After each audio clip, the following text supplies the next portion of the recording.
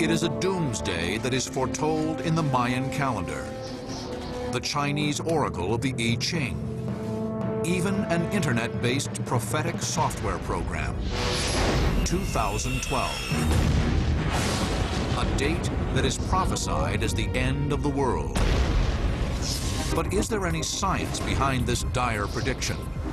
Could ancient oracles truly predict the future? The answer could affect us all, because history shows a surprisingly good track record for those who say doomsday is almost here.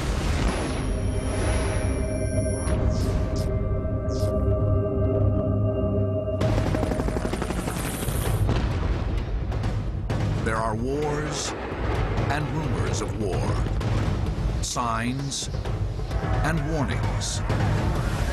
There are disasters, destruction. There are those who say that these are dark times and that these destructive events are not just random. So if you turn on Fox or CNN News, you're constantly seeing possibilities of terrorism, nuclear attack, plagues of new diseases. We seem to be going through sort of apocalyptic process. These days were prophesied long ago in the pages of the Bible, the temples of ancient Rome, the pyramids of the ancient Maya, even the World Wide Web.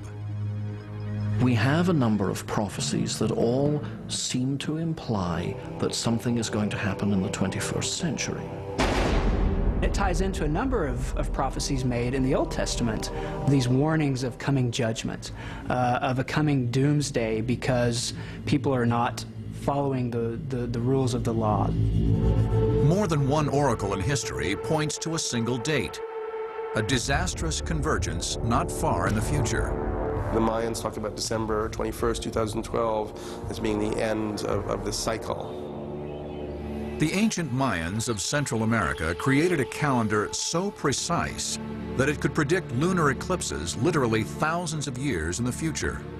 Yet the Mayan calendar mysteriously ends on one date, the winter solstice in the year 2012. Is the world going to end in 2012, or is there going to be some kind of major shift in the cycles of history? That remains an open question. And the newest version of the 2012 Doomsday Prophecy comes from an oracle that isn't even human. Its inventors call it the WebBot Project. It began in the late 1990s as a program to predict possible stock futures. Anytime anybody makes an investment, they're at the same time making a prediction about the future. Business consultant George Yore worked with partners and developed a program that uses independent mini-programs called spiders, or agents, to comb the internet for hints of future financial news. The concept behind the WebBots is that massive scans of language will reveal a direct connection to the collective unconscious and a hint of the future. It's almost a window into the universal subconscious mind. However it works, the WebBot's track record is impressive. August 2004, we made a prediction about earthquakes.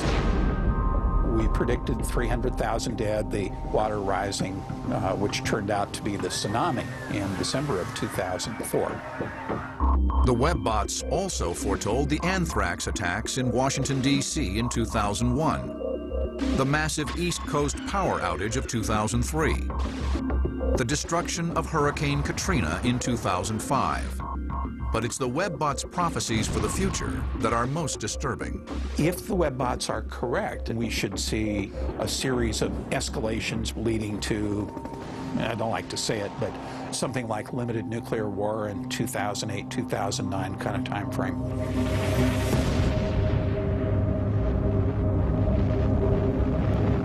According to the WebBots, a series of catastrophes reaches its peak in the year 2012. In the ancient world, the most highly regarded psychics were called oracles. An oracle is an individual who has some kind of prophetic connection with a god or God himself. One of the most important oracles of the ancient world was based in the Roman Empire. She was called the Sibyl. She lived in a cave in Cumae, near modern-day Naples, around the 6th century BC. Statesmen, aristocrats, figures from the upper echelon of Roman society would go and consult the Sibylline prophecies about all kinds of things, ranging from war to statecraft to domestic concerns. Before giving her prophecies, the Sibyl would go into a trance in which it was said the god Apollo would take over her body. The god possessed the Sibyl. She made utterances, often in this furious, altered state. One of the remarkable things about the Sibyl is that she wrote her pronouncements on oak leaves. But if the oak leaves blew in the wind, they were not reassembled, so the messages were often scrambled. The Sibyl's prophecies were collected in a series of scrolls and housed in the Temple of Jupiter. They were considered the most important religious books of ancient Rome. Among the Sibyl's prophecies was a distant apocalypse. She predicted the world would last for 9 periods of 800 years each. The 10th generation would begin approximately 2000 AD, and it would be the last. These things in the 10th generation shall come to pass. The earth shall be shaken by a great earthquake that throws many cities into the sea. There shall be war. Fire shall come flashing forth from the heavens, and many cities burn. Black ashes shall fill the great sky. Then know the anger of the gods. The Sibylline Oracles, Book 4. In the 6th century BC, the Sibyl predicted the invasion of Italy by Hannibal 700 years before it happened. And she predicted his ultimate defeat. She predicted the rise of the Emperor Constantine by name 800 years before he was born. But her greatest prophecy gave her a place of honor among early Christians.